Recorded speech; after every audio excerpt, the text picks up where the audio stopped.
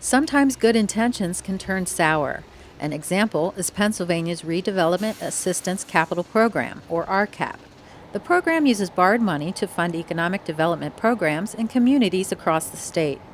Unfortunately, it became an abused program, used for political gain with an ever-increasing price tag.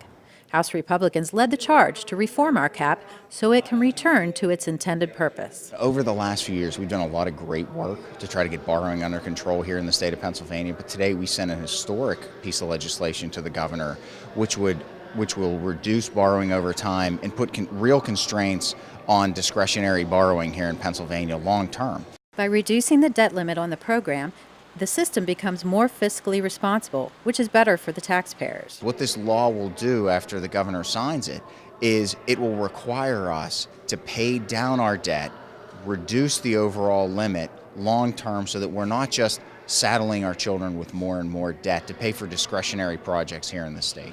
A community can submit a request for state dollars to help pay for a business park, technology center, hospital expansion, or other public project. Under the new law, it must meet a distinct set of criteria in order to be eligible.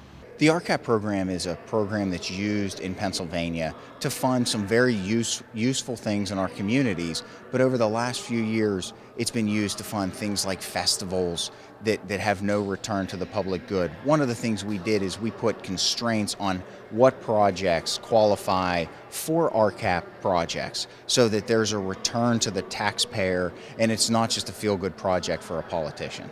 RCAP projects will now be subject to public hearings, bringing the entire process into the light. We here in the Capitol are tasked with spending somebody else's hard-earned money.